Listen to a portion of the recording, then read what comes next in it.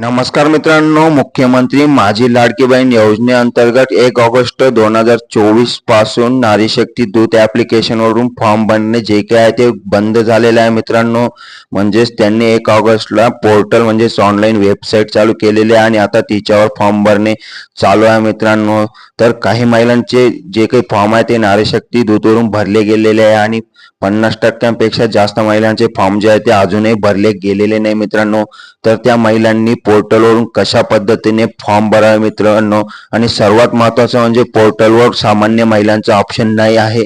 तर त्यांनी कशा पद्धतीने फॉर्म भरावा मित्रांनो याबद्दल संपूर्ण डिटेलमध्ये माहिती या व्हिडिओमध्ये सांगणार आहे मित्रांनो. तत्पूर्वी चॅनलवर नवीन असाल तर चॅनलला सबस्क्राईब करून ठेवा, कारण अशाच महत्त्वपूर्ण अपडेट्स वेळोवेळी चॅनलवर भेटत राहतात मित्रांनो. तर चला व्हिडिओ सुरू करूया. साठी तुम्हाला गुगलवरती माझी लाडकी बहीण .महाराष्ट्र.gov.in अशा प्रकारची वेबसाईट ओपन करायची मित्रांनो. या ठिकाणी तुम्ही पाहू शकता अशा प्रकारचं पेज तुमच्या समोर ओपन होईल मित्रांनो. ही जी काय ती महाराष्ट्र शासनाची ऑफिशियल वेबसाईट आहे मित्रांनो.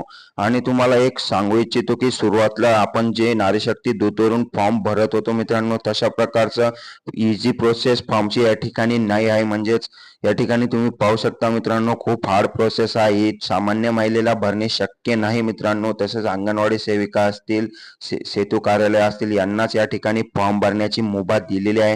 म्हणजे या ठिकाणी तुम्ही पाहू शकता अर्जदार लॉग इन या ठिकाणी तुम्हाला क्लिक करावं लागेल मित्रांनो.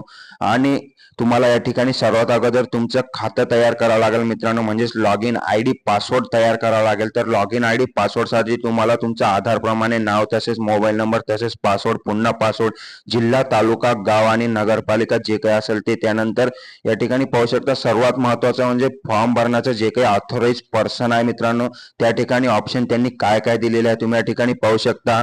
समूह संसाधन व्यक्ती म्हणजे CRP, अंगणवाडी सेविका, ग्रामसेवक, वार्ड अधिकारी, सेतू, महानगरपालिका, बालवाडी सेविका, आशा सेविका, आपले सरकार सेवा केंद्र, तसेच CMM, तसेच मदत कक्ष प्रमुख, तसेच पर्यवेक्षिका, मुख्य सेविका, अशा प्रकारचे यांनी ऑप्शन दिलेले आहे मित्रांनो. परंतु सामान्य महिलेचा कोणताही ऑप्शन या ठिकाणी आपल्याला दिसत नाही मित्रांनो. तर सामान्य महिलांनी कोणत्या पद्धतीने फॉर्म भरावं तेच आपल्याला काही कळत नाही. सर्व महिलांचे असेच प्रश्न आहे की अंगणवाडी सेविकेकडे गेलो त्या ठिकाणी खूप गर्दी असते आणि घर बसल्या आम्हाला फॉर्म भरता येत नाही, कारण या ठिकाणी सामान्य महिलेचा ऑप्शन दिलेला नाही मित्रांनो. जर तुम्ही या ठिकाणी अंगणवाडी सेविका किंवा वार्ड अधिकारी अशा प्रकारचं ऑप्शन सिलेक्ट केलं तर त्या ठिकाणी तुम्हाला त्यांचा ID नंबर टाकावा लागतो मित्रांनो. आणि सामान्य महिलेकडून त्यांचा ID नंबर कुठून येईल मित्रांनो. तर सरकारने ही बाब लक्षात घेऊन या ठिकाणी सामान्य महिलेचा ऑप्शन द्यायला पाहिजे होता मित्रांनो. त्यामुळे खूप महिलांचे जे काही फॉर्म आहे ते अजूनही भरले गेलेले नाही मित्रांनो.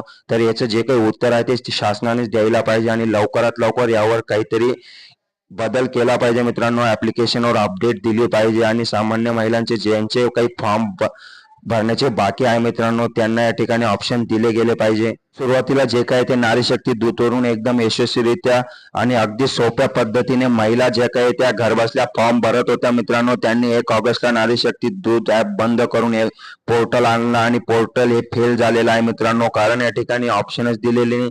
तसेच अंगणवाडी सेविका आणि जे काही त्यांचे ऑफिशियल लोक असतील ते सुद्धा फॉर्म भरताना त्यांना सुद्धा अडचण येतात मित्रांनो. त्यांनी लॉग इन ID पासवर्ड टाकल्यानंतर फॉर्म भरतेवेळी OTP जातोय मित्रांनो, पण तो OTP प्रविष्ट केल्यानंतर त्या ठिकाणी इनव्हॅलिड OTP अशा प्रकारचं ऑप्शन येत आहे मित्रांनो. म्हणजेच त्यांच्याकडून सुद्धा दिवसातून फक्त 1 ते 2 फॉर्म भरले जात आहे. तर आता आपण काय करावं मित्रांनो, याचा प्रश्न सरकारनेच द्यायला पाहिजे आणि यावर लवकरच तोडगा काढला पाहिजे मित्रांनो. आणि आपण यावर काहीतरी आवाज उठवला पाहिजे. धन्यवाद.